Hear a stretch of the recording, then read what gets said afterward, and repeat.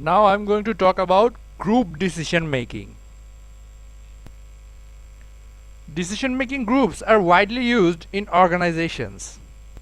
Large groups can facilitate the pooling of information about complex tasks. On the other hand, smaller groups are better suited to coordinating and facilitating the implementation of complex tasks. Simple routine standardized tasks reduce the requirement that group processes be effective in order for the group to perform well. Now let's look at the strengths and weaknesses of group decision making. First of all, strengths. Groups generate more complete information and knowledge. By aggregating the resources of several individuals, groups bring more input as well as the heterogeneity into the decision process. They offer increased diversity of views. This opens up the opportunity to consider more approaches and alternatives. Finally, groups lead to increased acceptance of a solution. Group members who participated in making a decision are more likely to enthusiastically support and encourage others to accept it. Group decision making also has its weaknesses. First of all, the group decisions are time consuming because groups typically take more time to reach a solution. There are conformity pressures. The desire by group members to be accepted and considered an asset to the group can squash any overt disagreement. Group discussion can be dominated by one or a few members. If they are low and medium ability members, the group's overall effectiveness will suffer. Finally, group decisions suffer from ambiguous responsibility. In an individual decision, it's clear who is accountable for the final outcome. In a group decision, however, the responsibility of any single member is diluted. Two byproducts of group decision makings have the potential to affect a group's ability to appraise alternatives objectively and arrive at high quality solutions. The first is called groupthink. Groupthink is a phenomenon in which the norm for consensus overrides the realistic appraisal of alternative course of action. Group members rationalize any resistance to the assumptions they have made. No matter how strongly the evidence may contradict their basic assumptions, they behave so as to reinforce them. Members apply direct pressure on those who momentarily express doubts about any of the group's shared views, or who question the validity of arguments supporting the alternative favored by the majority. Groupshift, also known as group polarization. There are differences between group decisions and the individual decisions of group members.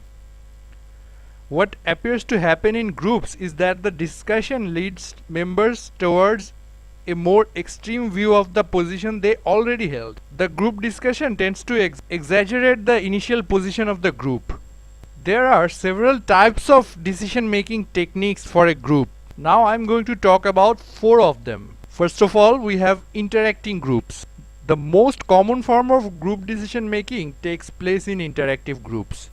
Members meet face to face and rely on both verbal and non-verbal interaction to communicate. But as I said about groupthink, interacting groups often censor themselves and pressure individual members toward conformity of opinion. Then we have the nominal group technique. The nominal group technique restricts discussion or interpersonal communication during the decision-making process. That is why it's called nominal. Group members are all physically present as in a traditional committee meeting, but they operate independently. Specifically, a problem is presented and then the group takes the following steps. Before any discussion takes place, each member independently writes down ideas on the problem. After this silent period, each member presents one idea to the group.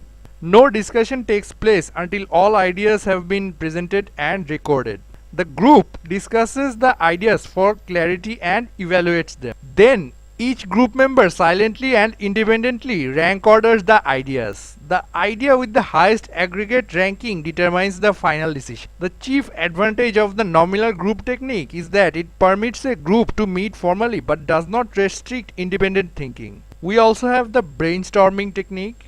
Brainstorming can overcome the pressures for conformity that dampen creativity. In a typical brainstorming session, a half dozen to a dozen people sit around a table. The group leader states the problem in a clear manner so all participants understand. Members then freewheel as many alternatives as they can in a given length of time. To encourage members to think the unusual, no criticism is allowed. Even of the most bizarre suggestions are recorded for later discussion and analysis. Brainstorming may indeed generate ideas, but not in a very efficient manner.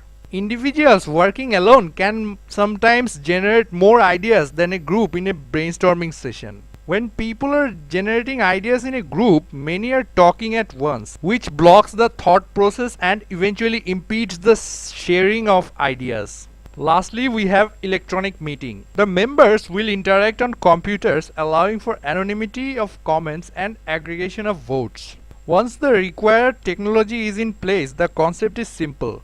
Up to 50 people sit around a horseshoe-shaped table, empty except for a series of network laptops.